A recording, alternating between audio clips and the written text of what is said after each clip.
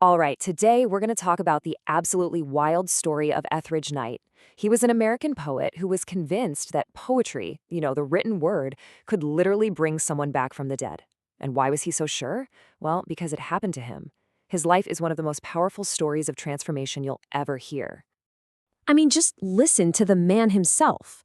I died in 1960 from a prison sentence, and poetry brought me back to life. Wow. Those are his own words, and they basically tell you everything you need to know. For him, life wasn't just a straight line. It was a cycle of death and resurrection. And this quote, it's the key to his entire story. He wasn't saved by some miracle. He was saved by poetry. So, this is the big question we're tackling today, right? How does a guy who's completely lost, struggling with addiction, slapped with a sentence of up to 25 years in prison, how does that guy become one of the most celebrated poets in America? It seems impossible. So let's break down exactly how he did it. Okay, so to really get a handle on Etheridge Knight the poet, you have to understand where he came from. And, his education didn't start in a classroom. It actually started way before he ever even thought about being a writer. It all began on the streets, in the oral traditions of his community. So picture this. It's 1931, and he's born in Corinth, Mississippi. Formal school? Yeah, that didn't last long. He dropped out at 16, after the 8th grade, to join the Army. But here's the thing. Just because he left the classroom, it doesn't mean his education stopped. In fact, his real education was just getting started. See, he became a master of something called the toast. And no, we're not talking about raising a glass at a wedding. This was a whole different beast. It's this amazing art form from the African-American oral tradition. Think of it like a mix of verbal combat and epic storytelling, almost like verbal gymnastics. You'd have these long, rhyming, totally improvised poems about heroes, tricksters, and outlaws. And where did he learn all this? Well, his classrooms weren't exactly conventional. We're talking juke joints, pool halls, underground poker games, shady bars. That's where he honed his craft. It's in those smoky back rooms that he learned about rhythm, about timing, about how to capture a crowd and hold their attention. All of this long before he ever picked up a pen. This was the bedrock of everything he'd become. But that foundation he built on the streets, well, it was about to be shaken to its core. His journey took a sharp, dark turn. His time in the Army during the Korean War kicked off a domino effect, one that would lead straight to what he called his own death. And man, it happened so fast. Look at this timeline.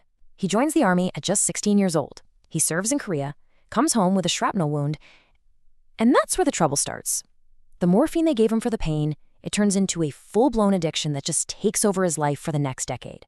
And to feed that addiction, he gets caught in a cycle of petty crime. It all comes crashing down in 1960, when he's arrested for robbery and gets hit with a 10 to 25-year sentence. And that's the moment he said he died. But as you know, every death in his story is followed by a resurrection. And this one begins inside the walls of Indiana State Prison. This is where the old Etheridge Knight is stripped away, and the poet we know today is born. Prison, for him, became a crucible. He even had his own word for what it felt like to be in prison. Inziled. Get that? Not exiled, like you're kicked out, but inziled, like you're trapped inside, completely cut off from the world, from your community. He said it was a place where all the superficial stuff just falls away, and you're forced to look at who you really are, because there's nothing else left. And it's in this state of being inziled that he starts writing, like really writing.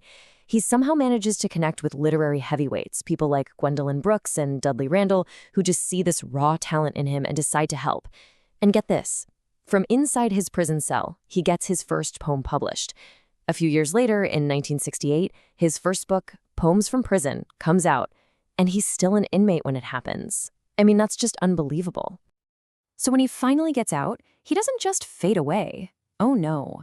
He becomes a central figure in this powerful new movement in the art world, and he develops this really radical idea about what art is supposed to be, an idea that's all about community, and goes right back to his roots in those juke joints. He walks right out of prison and straight into the Black arts movement. Now, you can think of this as the artistic wing of the Black Power movement. The whole idea was to create art that spoke directly to Black people, about their lives, their struggles, their hopes. It was a total rejection of the old idea of the lonely artist genius. This was art for the people, from the people. And Knight had his own name for this philosophy, the Trinity of Art. It's super simple, but so powerful. He believed a poem isn't just words on a page. It's not finished there. For it to truly be alive, you need three things. First, the poet, the person who creates it. Second, the poem, the word itself. And third, and this is crucial, the people, the audience who hears it and receives it. For him, art wasn't a monologue. It was a connection, a communion. And this really shows you the battle lines he was drawing. He totally rejected what he called the European idea of art. You know, the lonely genius creating some abstract, beautiful thing that separates people. In fact, he once said that aesthetic got its color from the blood of the oppressed. Pretty blunt, right? For Knight, the artist's job was totally different. You're not a genius on a pedestal. You're an intermediary. You take the truth you hear from the community and you shape it into art that you give right back to them.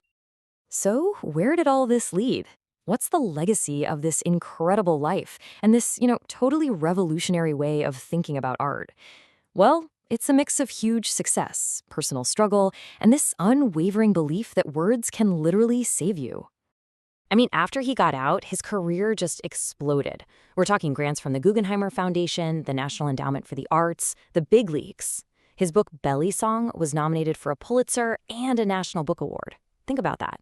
He completely shed the label of prison poet. He was just a major American poet. Period. Now, his life after prison wasn't easy. He fought his addiction for the rest of his days. But his dedication to poetry, to the word, it never, ever wavered. And then, in 1990, just 1 year before he passed away, Etheridge Knight, the kid who dropped out of school in the 8th grade, earned his bachelor's degree. A final, incredible act of resurrection that just perfectly bookends his life. So when you look at Etheridge Knight's whole life, it's just this powerful testament to something amazing. And it leaves you with a big question, right? If poetry, this living, breathing thing, could reach through solid steel bars and literally pull a man back from the dead, well, what other walls can it tear down? What other kinds of prisons, the ones we build for ourselves or the ones society builds for us, can it help us escape?